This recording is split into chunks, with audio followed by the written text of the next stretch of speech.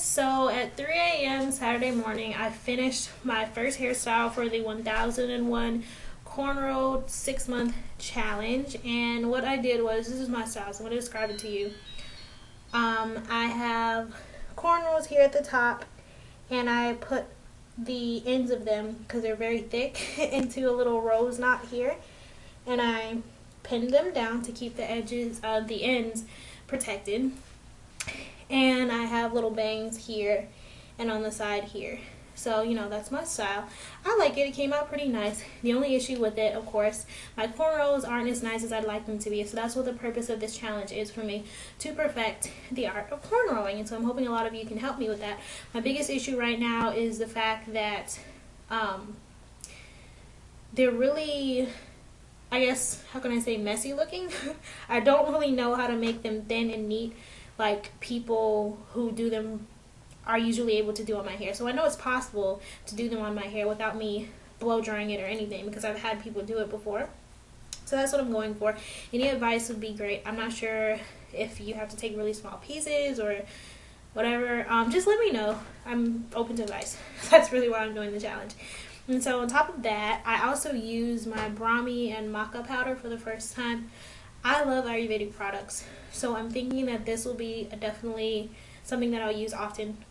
Pretty good staple in my regimen from now on. I think I'm going to switch back and forth from month to month between henna 1 month and the Brahmi and maca mix another month, because they both have different benefits. And I've gone over that before too, what the benefits are.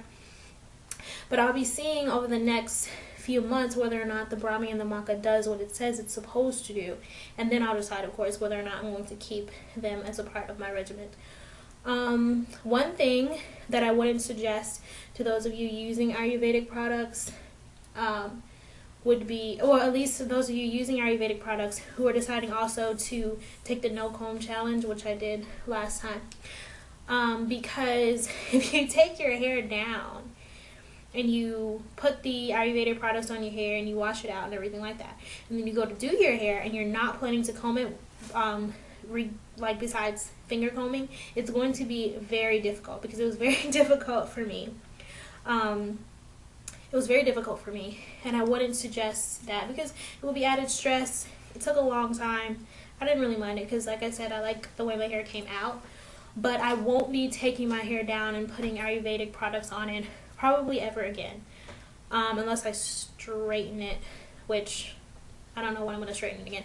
But I think what I'm going to keep doing is every time I do my hair, I'm going to put the Ayurvedic products on my hair and twist, because that seems to have a pretty decent effect on my hair, and it cuts back on time that I need to be detangling, which of course is one of the greatest benefits of using the Ayurvedic products. It's supposed to be able to help you to reduce detangling time.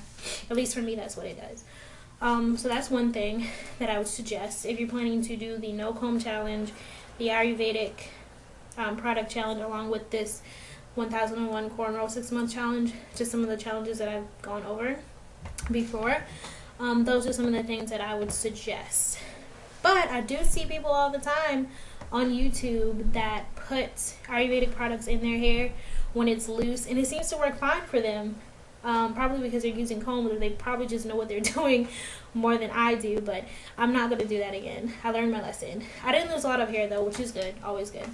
But so that was my review over that, and I'll be able to come back later on, probably next month or so, or a couple months from now actually, because next month is just a normal henna month, and just tell you a little bit more that I found out about those powders. Another thing I wanted to tell you about is Brahmi oil. I really like it as a hot oil. It has a lot of coconut oil in it, which is wonderful for your hair. So I would suggest that if you're looking for something good for a hot oil treatment, because it's very natural too, and it's also an Ayurvedic product, and it's not very expensive.